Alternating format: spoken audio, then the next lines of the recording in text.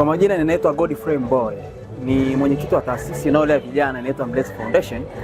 Ninachukua fursa hii kwanza kushukuru sana maonesho haya baada ya kufika katika banda hili la Wizara ya Katiba na Sheria kuja kujifunza yale ambayo Wizara ya Katiba na Sheria inayafanya kwa makundi mbalimbali ya kijamii. Kwa kweli ninapenda kushukuru kwa namna ambavyo Wizara ya Katiba na Sheria ilivyokuweka mipango yake vizuri katika kuhakikisha wananchi tunafikiwa hata wa kawaida. Lakini maonesho haya yamenifungua mimi kama kijana kuona namna ambavyo vijana tunaweza kujifunza mengi yanayohusiana na mambo ya sheria. Na tunavyotambua sasa hivi katika nchi yetu mambo mbalimbali yanahitaji sheria, ikija kwenye ardhi, masuala ya vijana, masuala ya kina mama na masuala mbalimbali ya kijamii yanahitaji masuala ya kisheria. Kwa hiyo kulivyofika kwenye banda hili na kupokelewa na wataalamu vijana ambao wamenishauri na kunisaidia kuona kile ambacho Wizara ya Katiba na Sheria inakifanya katika kusaidia jamii, nimefurahi na kujifunza mengi. Lakini nimpongeze sana Mheshimiwa Rais wa nchi kwa namna ambavyo ameiunda hii wizara vizuri, lakini wataalamu walioko hapa na namna ambavyo wamenisaidia. Lakini nimshukuru pia Katibu Mkuu na waandaji wa maonesho haya. Kwa kweli sisi wananchi tumejifunza na tumefurahi.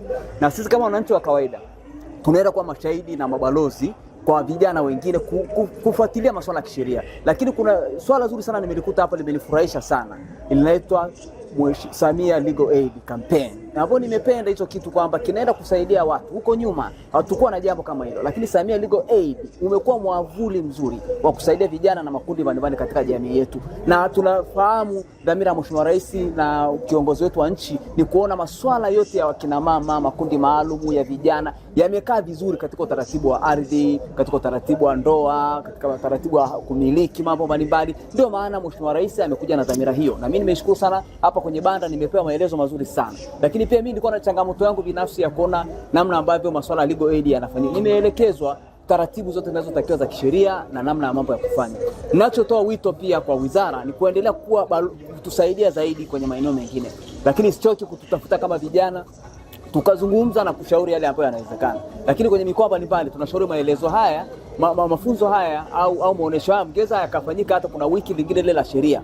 Tukaja na kujifunza mengi zaidi. Kwa kweli tuishukuru sana Wizara ya Katiba na Sheria kwa namna walivyotusaidia, kwa namna ambavyo tumejifunza mengi na kuona hapa sasa tumesaidiwa na kuona kuwa sasa tunaamini kule tunakokwenda kwenye jamii yetu, katika ngazi za vijijini, katika ngazi za mitaa, katika maeneo mbalimbali ya mijini, tutaenda kuishi kwa amani kwa sababu tuna chombo ambacho ni wizara ambayo ina program na mipango mbalimbali, ikiwepo Samia Legal Aid, ikiwepo program mbalimbali za utaalamu wa kisheria. Lakini na kwa wale vijana wanaotaka kujifunza masuala ya sheria, wengi tunaona wanazidi kuja hapa kujifunza na kupokea mengi mazuri.